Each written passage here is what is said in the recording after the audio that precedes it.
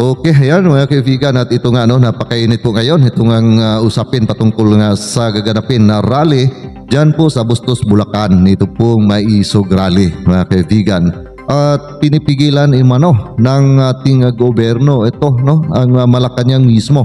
Parang ayaw po nila na gagawin po itong nasabi pong rally mga kaibigan. So ano ba ang kinakatakot ng nasa Malacanang?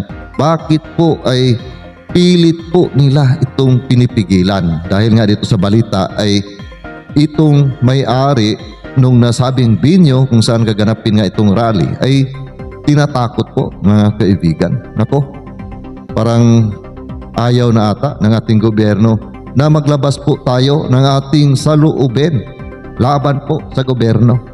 Na alam po naman natin sa ngayon po marami po talaga ang mga nangyayari po na hindi maganda dyan po sa ating pong bansa. Pero bakit itong ating gobyerno ngayon ay pinipigilan po ang ating mga kababayan na maglabas ng kanilang mga saloobin? So ito po ang balita, atin munang panuorin mga kaibigan.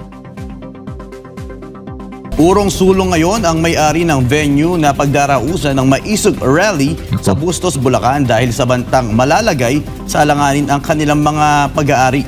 Kasabay niya ay tinawag namang neo-Nazi tactic ang ginagawang panghaharas sa mga kritiko ng administrasyon. Hinaharas pa talaga. Elmar Forzuelo magbabalita. Biyernes ng umaga nagtungo sa lokal na pamahalaan ng Bustos, Bulacan ang mga organizer ng Maisog Peace Rally. Layo nitong ipaalam sa LGU na magkakaroon ng rally sa kanilang lugar ngayong darating na linggo. Ang naturang hakbang ay hindi sana kailangan dahil gaganapin naman ang venue sa isang pribadong lugar at base sa Batas Pambansa or BP 880, hindi kailangan ng kaukulang permit sakaling magsagawa ng pagtitipon dahil karapatan ito ng taong bayan. Pero naging pahirapan ang sanay simpleng pagpapaalam lang. Di ba? Ngayon, kung ayaw mo kami bigyan ng permit, kami ho ang gumagawa ng aming way para ipakita sa inyo na nandigan po yung usapan namin may-ari. In fact, may gigabin siya, dapat nga labas yung kaya na po tayo, para lahat po tayo bukas kami malinis. Bigyan nyo na lang po kami ng explanation bakit po nahihirapan kami kumuha ng permit. Kasi po sa sinasabi ng BP 880 na hindi naman talaga namin kailangan ng permit. Nagugat ang lahat ng ito matapos na ibalita ng SMNI News itong Miyerkules, April 24, 2024 ang ginawang prasko ng TAPS Coalition. Sinabi kasi doon ng grupo na matutuloy na ang Maisog Peace Rally sa Central Luzon at ito'y gaganapin sa bayan ng Bustos, Bulacan. Ayon kay Verdel de los Santos, regional organizer ng TAPS Coalition Central Luzon, na tinawagan umano ng mga taga Malacanang ang may-ari ng venue at pinagbantaan. Kasi may pressure na naman. Yun nga, add-on may tumawag dun sa may-ari kinabukasan at ang sabi pinipigilan pa rin. At ang nakakalungkot, may pressure na sige po itutuloy nyo, baka balingan yung properties nila. Bagay na kinumpirma ng may-ari ng venue. Kasi po, ang nangyari, ganito.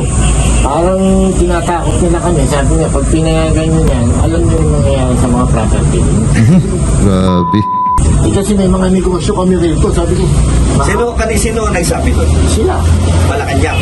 Yung nagpakilalang Malacanang. Sabi ko, gusto ordinaryong tao lang naman kami. Parang kung pinupuwet. Yung tumawag at saka yung pumunta mga lalaki. Palagay ko na isa.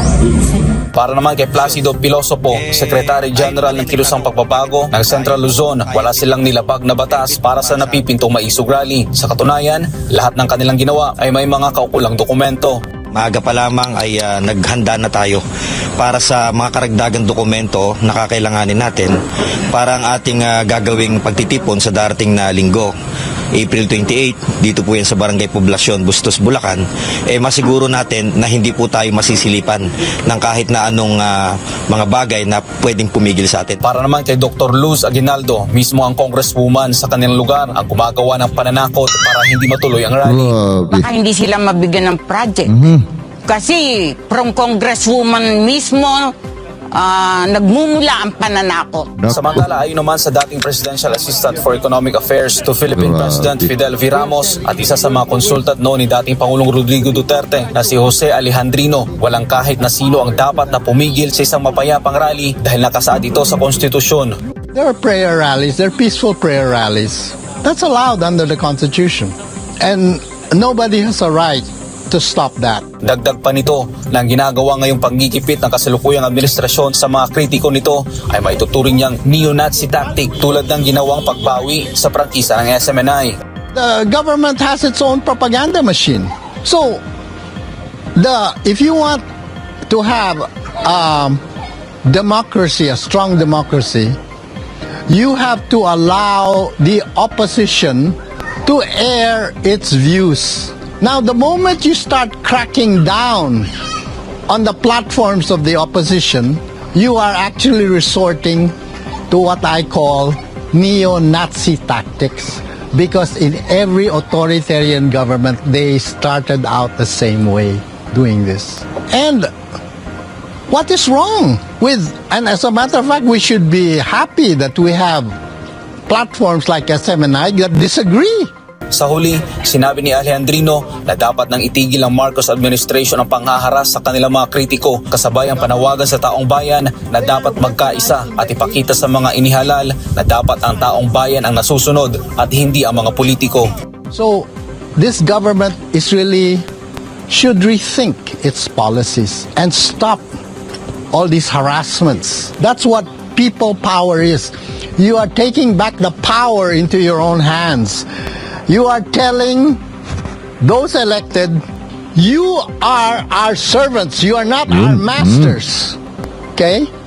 And that is important to remind them of that. Because and you keep quiet, you allow the abuse of power and corruption to grow. Sa ngayon, nilinaw ng TAPS Coalition na tuloy pa rin ang Maisog Peace Rally sa Bustos, Bulacan ngayong darating na araw ng Linggo, 28 ng Abril. So ayan po mga kaibigan, ang pinagtaka ko lang dito, ano ba ang kinakakatakot nito pong administrasyon, nito pong ginagawa po na Maisog Rally na ito mga kaibigan. Dahil pilit po nila itong pinipigilan, tinatakot, binabantaan po ang mga tao na gumagawa nga pag-organize na sinabi pong Maisog Rally na ito, dyan po sa Bustos, Bulacan mga kaibigan. Kung itong ating gobyerno ngayon, wala po silang mga tinatago. Bakit po sila matatakot sa nasabing simpleng rally, mga kaibigan? Para bang nasilip po dito, gusto na ng gobyerno na sila na ang masunod at tayong mga mamamayan ay dapat lamang nasundin kung ano po ang gusto po nila na mangyayari. Na which is ay hindi po yan pwede, mga kaibigan. Dahil karapatan po natin na mga Pilipino na magsalita kung ano po ang ating nakikita na kamalian sa kanila pong mga pinagagawa. At ipaabot sa kanila ang ating mga saloobin. Pero ito po, kakaiba po mga kaibigan, no? Kakaiba po ang nangyayari na ito dahil ay pinipigilan na po nila at may mga banta pa. Parang hindi na po maganda ang pangyayaring ito, di ba mga kaibigan? Parang gusto na nila na sila na ang humahawak sa atin pong bansa. Ibig sabihin dito mga kaibigan na tayong mga Pilipino ay gagawin na lang po nilang mga asop na sunod-sunuran na lang po sa kanila. Ganito po ang mangyayari. Kung ito po ay hayaan lamang po natin na gagawin po nila sa ating mga Pilipino. Sa ngayon po mga kaibigan, para sa akin po ay dapat po talaga na magkaisa at ipakita po natin na ang mamayang Pilipino ang dapat na maghawak ng Pilipinas, hindi po ang mga politiko. Dapat gawin po nila ang kanilang trabaho dahil sila po ay sinuswelduhan po ng pira galing po sa atin po na mga mamamayan. Galing po yan sa mga tax na kanilang nakuha, mga kaibigan. Pero bakit ay parang sa isip po nila ay sila na ang may-ari ng bansa, no? Mga kaibigan, sila na ang boss. Hindi na po tayo pwede na magsalita. Yun ang nakakatakot po dito. Ito na ba ang talagang totoong diktador sa ating pong bansa? Ito ba ay marsyalo na, mga kaibigan? Yun ang mga katanungan ng ating mga kababayan dahil nga dito sa kanila pong ginagawa. Dapat ay hayaan po nila yan. Basta't walang gulo na mangyayari sa nasabi pong rally na yan. Karapatan po ng mga mamamayan magpahayag. Pero parang meron po silang kinakatakutan. Sa akin lamang pong nakikita dito kasi gano'n na lang po, mga kaibigan, na pigilan po nila itong nasabi pong rally na ito. So ayan po, mga kaibigan, kung ano po inyong masasabi dito, pag-comment lang po dyan sa ating comment section. Kung sang-ayon ba kayo na pigilan po ng ating gobyerno ang nasabi pong rally or against po kayo sa ginagawa po ng ating gobyerno, pag-comment lang po dyan sa ating comment section, mga kaibigan. At muli po ako ay magpapasalamat sa patuloy niyong pagsuporta dito sa aking YouTube channel, ganyan sa aking Facebook feeds. At sa lahat po natin mga kababayan dyan, Luzon, Visayas at Mindanao at sa ating mga ka-OFW, palagi lamang po tayo mag-iingat saan man tayo naroon. At siyo po sa next video ko at God bless all of us.